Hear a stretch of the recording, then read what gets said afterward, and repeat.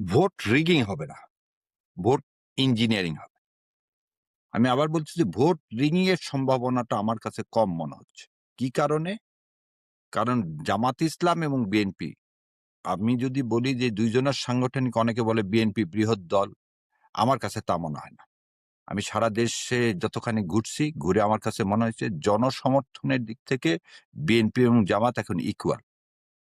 এবং মাঠে পর্যায়ে যদি বলেন জনশক্তির দিক থেকে, জনশক্তিতে বিএনপির চেয়ে জামাত ইসলামের জনশক্তি অনেক বেশি ক্যাপাবল, অনেক বেশি ইউনিফাইড, অনেক বেশি ট্রাস্টেড। এবং এটার একটা কথা বলি আপনাকে, ২০০৮ সালে ওই যে ভোলা থেকে মেজর, ওনার নাম হচ্ছে, বিএনপির ক্যান্ডিডেট ছিলেন হাফিজ বলছিলেন, আমার সমস্ত ইলেকশন এজেন্ট গুলোকে শিবিরের ছেলেপেলেকে দাও। সো এই কারণে আমার কাছে মনে হয়েছে যে ভোট রিগিং এর চিন্তাটা যদি বিএনপি করে, সেটা প্রতিহত করা না, প্রতিরোধ করাটা সম্ভব।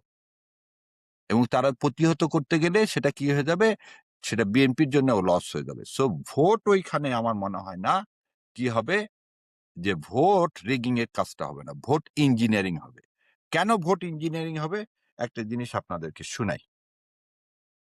ভারতের সাথে কি সম্পর্ক হবে? ভারতের প্রধানমন্ত্রী, মাননীয় প্রধানমন্ত্রী নরেন্দ্র মোদী সাহেব চিঠির মাধ্যমে যখন উনি কন্ডোলেন্স মেসেজ জানান চেয়ারম্যান সাহেবকে, ওই লেটারেই বলছেন যে তারেক রহমান সাহেবের নেতৃত্বে নয়া দিগন্ত এবং নয়া new phase of relations they are willing to reset.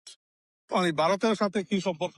তাহলে শুনলেন যে ইন্ডিয়া তার চরিত্র, মানে সাউথ ব্লক তার চরিত্র পরিবর্তন করেনি। আগে আওয়ামী লীগকে পছন্দ করছে, এখন তারা কি করতে চাচ্ছে, বিএনপি কে চাচ্ছে। তো তারা বাংলাদেশের মানুষের সাথে সম্পর্ক করতে চায় না, তারা সম্পর্ক করতে চায় একটা পার্টিকুলার দলকে, যে দলের সাথে তাদের যে গোল, সেই গোল অ্যাচিভমেন্ট করতে। সেই গোলটা কি, একটা সাবসার্ভিয়েন্ট করা। সেই গোলটা কি, একটা বাংলাদেশের যে স্বাধীনতার সার্বভৌমত্ব, সেই মর্যাদা না দিয়ে একে একটা প্রদেশ হিসাবে কাউন্ট করা।